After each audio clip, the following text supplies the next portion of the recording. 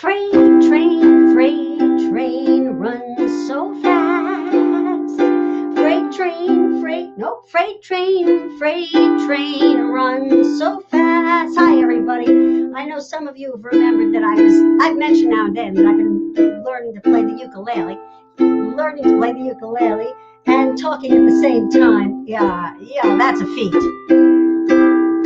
But I thought it was appropriate to do this today, even though you should never perform your hardest trick in public, because we're talking about goals, and we're going to be talking about structuring goals. Hi, my name is Rati Gorfine of Creative Calling Coaching, and I work with creatives and entrepreneurs and other divergent thinkers who don't seem to get things done and can't finish things.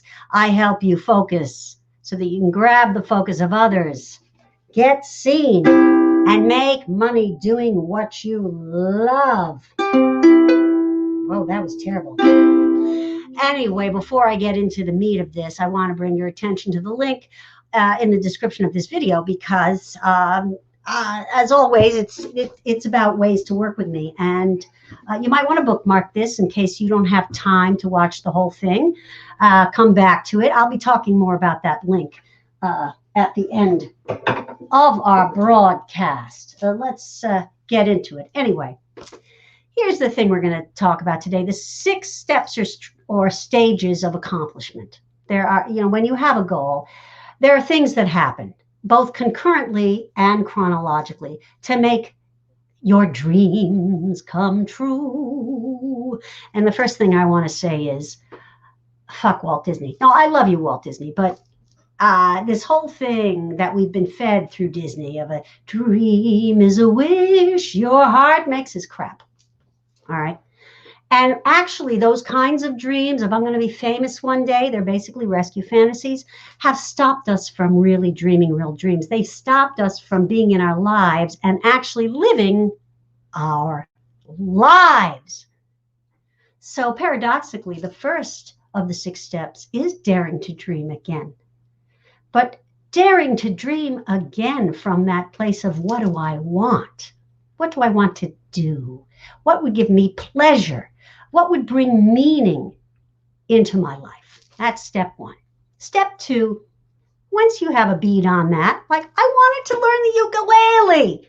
You got to define that project. Well, okay, learn to play the ukulele. Well, that's very nice, but it's still too vague. We have to do the math. How long will it take me to play the ukulele? Well, that math is kind of hard. I'm not sure, because I'll never be a master at it, but at least to be able to play a little bit. Why don't I do a little? I found a course that consisted of like 72 lessons. I haven't completed the lessons yet, but doing the math wise, it requires me to invest about 7 minutes a day. All right, so I've done the math of how I'm going to play the ukulele.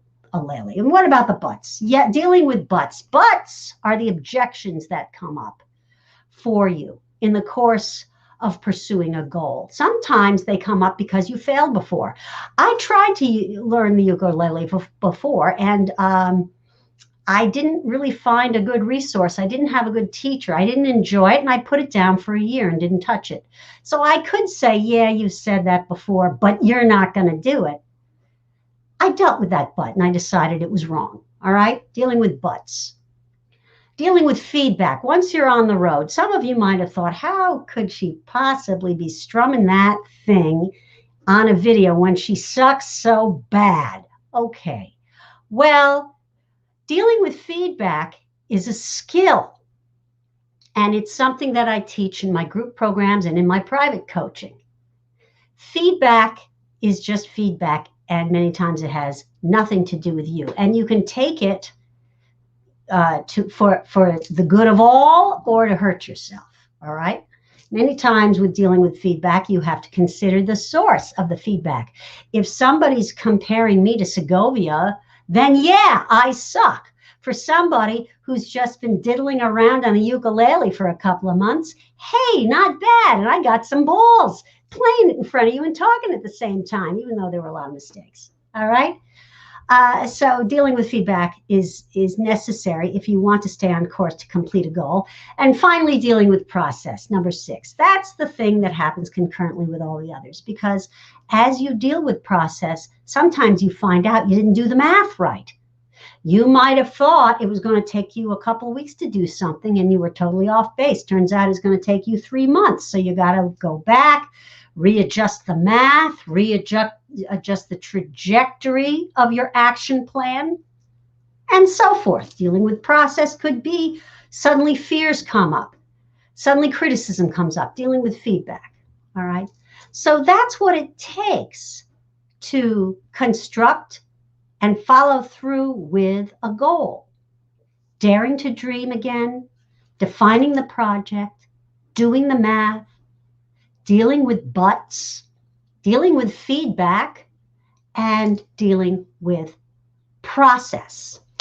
Now, I think that little guideline can be helpful to you, along with don't dream the wrong kind of dream that stops you from dreaming, right? You can do what you want if you're not confusing your wants with your needs, right? We need to be loved, all right?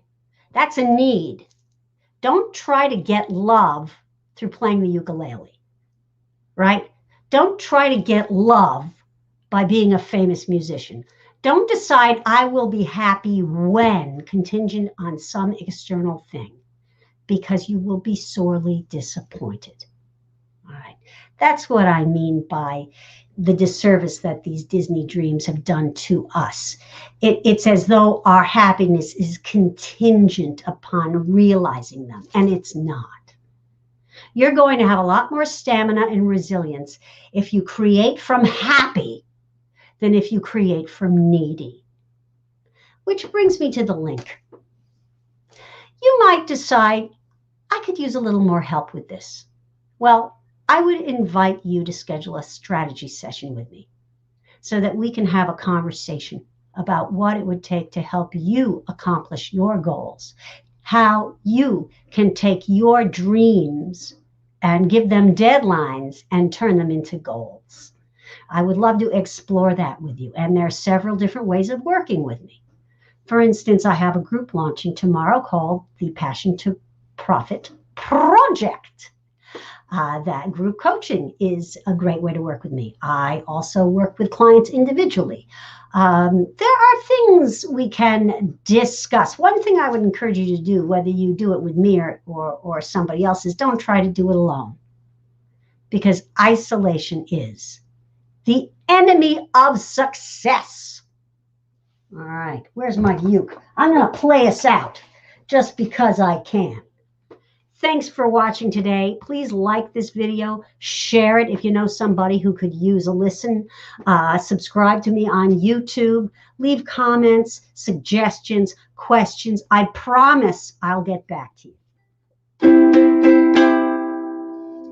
Thanks for watching.